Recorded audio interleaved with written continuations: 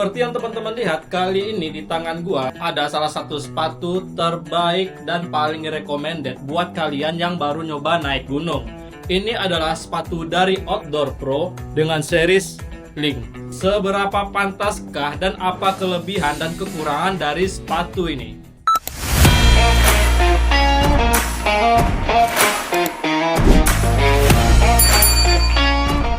Sebelum lanjut, gue bakal jelasin dulu tentang sepatu ini dari Outdoor Pro dengan series Link. Sepatu ini terbuat dari bahan suede. Jadi uppernya yang ini suede dan yang ini adalah mesh nilon. Jadi sebentuk kayak jaring cuma terbuat dari bahan nilon, ya kayak dikombinasiin gitulah. Sedangkan buat outsole-nya sendiri terbuat dari bahan rubber. Untuk harganya sendiri, terakhir gua beli di tahun 2023 itu dibanderol dengan harga 280. Jadi di tahun 2023 tuh masih berada di harga 280.000. Sedangkan buat saat ini, terakhir gua lihat 2 hari yang lalu, itu ada kenaikan harga. Harga sekarang tuh berada di angka 420 atau 400 lah. Nah, kita berpatokan di Shopee Mall-nya atau alias toko online yang resminya. Untuk spesifikasinya pun, Outdoor Pro mengklaim bahwa sepatu ini sudah waterproof dan juga bersirkulasi. Jadi selain waterproof itu bisa nahan air dari luar dan juga bisa bersirkulasi. Jadi seolah-olah yang udara di dalam itu bisa dia keluarkan dengan teknologinya di sini. Nah, gue udah perkenalkan sepatu ini, bahannya dari suede dikombinasiin dengan nilon dan juga mesh, dan juga bagian outsole-nya terbuat dari rubber. Kita bakal lanjut dari semuanya. Jadi gue bakal tampilin, gue akan lihatin ke kalian semuanya dari bentukan sepatu ini.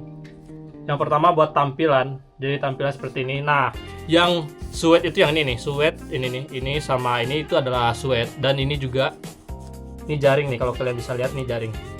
Ini mesh yang terbuat dari bahan nilon. Buat cantolan talinya pun ini terbuat dari sejenis besi logam. Nah, jadi cantolan besi seperti ini pastinya itu bakal rawan soal karatan. Nah, jadi soal karatan dia bakal rawan. Jadi lu harus bisa-bisa ngerawat. Yang pastinya jangan pernah nyimpan sepatu dalam keadaan lembab, apalagi lu turun dari gunung, sepatu lu basah, tiba-tiba nyampe rumah, lu diemin selama seminggu atau 10 hari dibiarin, itu jangan sampai. Nah, jadi buat sepatu ini harus gua akui ini sepatu juga enteng banget, Pak. Nah, jadi kalau sebelumnya gua ada review Eiger Plum, itu bobot yang ini dibanding yang Eiger itu jauh entengan ini. Ini mungkin setengah dari itu ada kayaknya. Mungkin bobotnya nggak nyampe 1 kilo, gue bilang sekitar 700 atau 850 gram aja, Pak. Nah, jadi buat bobotnya juga enteng, pastinya ya bikin langkah lu nggak keberatan di sepatunya, Pak. Jadi energi lu nggak bakal kebuang sia-sia gitu. Lanjut soal kenyamanan, harus gue akui ini sepatu nyaman banget. Dengan harganya yang low budget, tapi kenyamanannya udah setara sama harga sepatu yang 1 jutaan ke atas, gue bilang. Dimana gue udah pakai sepatu ini itu sekitar 2 tahun, mungkin ada sekitar 5 atau 6 gunung di Rinjani, Talamau, Lau, sama di Pangrango. Jadi sekitar 4 gunung. Nah, selama perjalanan gue pakai sepatu ini tuh asli nyaman banget, gue bilang. Jadi yang biasanya gua pakai size 42, gua juga ngambil di size 42 di sini, dan itu ukurannya pas banget. Nah, kenapa gua bilang gitu? Karena ada sebagian produk atau sebagian brand gitu yang dimana kita menggunakan size 42, tiba-tiba di merek lain itu size-nya bisa lebih besar atau lebih kecil. Jadi ya kalau di produk ini di Outdoor Pro, menurut gua kalau lu makanya size 42 ya udah 42 aja, nggak perlu dilebihin atau dikurangin gitu. Kita bakal lanjut ke bagian atas, yaitu penggunaan tali, kayak tali karabiner gitu. Ini juga kasar ya. Cuma ya kekurangan dari tali bentukan gini, otomatis dia kalau nyangkut di soket ini, di poketnya ini, itu bakal ya buluan gitu, nggak mulus lagi, dia bakal buluan. Contohnya di sini. Dari atas kita bakal lanjut ke bagian bawah, ya ini outsole. Untuk outsole-nya sendiri itu terbuat dari rubber atau karet lah gitu istilahnya. Menarik di sini gua bakal jelasin juga, nih mungkin sedikit panjang ya ceritanya. Buat pengguna outsole itu gua akui buat di awal pas baru-barunya itu gua pakai itu di Rinjani awal pertama kali gua pakai. Itu emang asli nyaman banget. Buat outsole-nya ya kalau baru itu gua akui emang ngegrip banget dan itu nggak licin. Nah sejauh itu 1 tahun pertama pemakaian gua nggak ada ngerasain hal apapun. Gua bilang nih sepatu oke aja sejauh itu. Setelah masuk di tahun kedua baru gua ngerasain ada satu kekurangan dari outsole-nya. Nah kekurangan outsole-nya nih karena dia menggunakan karet, otomatis lama-kelamaan dia bakal haus. Nah ini kalau kalian lihat ini udah pada mulai rata ini. Awalnya tuh geriginya bagus, sekarang udah mulai tumpul. Nah di sana gua baru mulai ngerasain kekurangan dari outsole sepatu ini. Itu gua kemarin pakai di Talamau itu licinnya bukan main, Pak.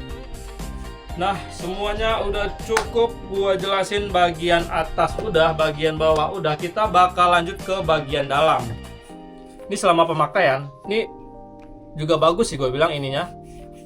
Sablon dari insole-nya dimana ini nggak pudar.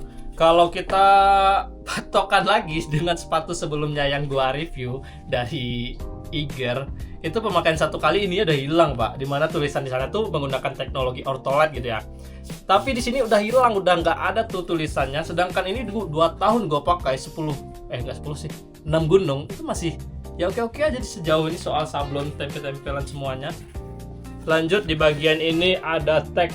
Jadi tulisannya ini Outdoor Pro Men's Shoes. Jadi ini sepatu buat cowok made in Indonesia. Nah, jadi sepatu Outdoor Pro ini adalah salah satu brand lokal.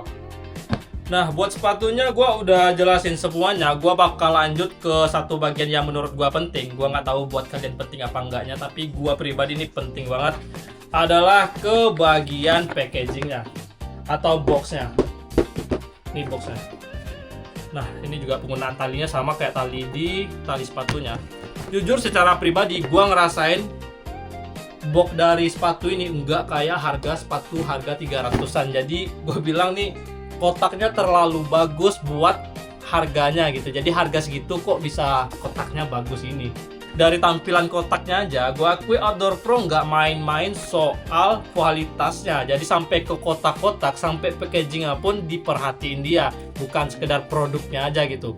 Jadi itu adalah salah satu hal yang perlu kita apresiasi. Semoga aja brand-brand dari yang lain atau brand yang sebelah juga bisa nyontoh. Selain produknya yang bagus, packaging juga perlu diperhatiin juga. Nah, kita bakal lanjut ke bagian sharing moment. Jadi, gua bakal share pengalaman gua penggunaan sepatu ini, dimana gua juga udah lumayan lama pakai selama 2 tahun. Otomatis gua bakal bisa share semuanya sesuai pengalaman yang gua rasain. Yang pertama, pastinya kalian bakal penasaran seberapa pantaskah sepatu ini buat kalian beli. Nah, menurut gue pribadi, secara gue pribadi dengan pemakaian selama 2 tahun, mungkin gue kasih nilai 9/10 gitu. Dimana sepatu ini harganya terjangkau, kualitasnya juga mumpuni. Jadi walaupun harganya jauh dibandingin harga brand-brand lokal yang namanya udah besar, mungkin harganya bisa sepertiga dari itu. Tapi kualitasnya juga bisa gue bilang hampir menyamai. Bicara soal sepatu ini, Outdoor Pro sendiri mengklaim bahwa sepatu ini sudah waterproof. Apakah dia beneran waterproof?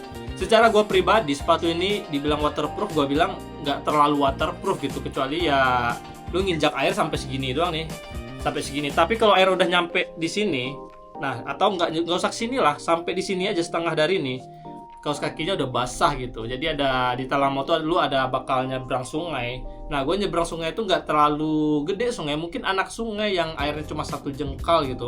Itu pun gue jalan milih-milih. Dan kaos kaki gue juga basah Pak di dalamnya. Nah di dalam sini juga udah basah.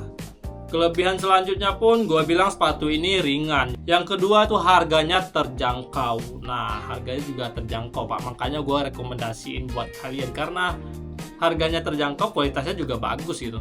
Nah, gue udah share tentang kelebihannya juga. Gue bakal lanjut ke kekurangannya. Nah, jadi di sini gue ngerasain kekurangannya cuma satu. Gue bilang cuma satu ini ngaruh banget tentang sepatu ini. Dimana kekurangan ini adalah di bagian outsole-nya.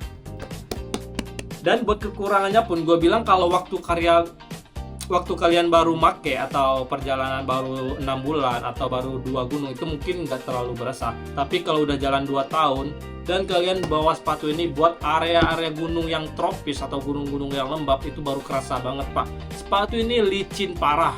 Kenapa gue bilang gitu? Gue juga sering, selain di Talamau gue bonyok gara-gara sepatu ini, di Talang gue juga kepleset.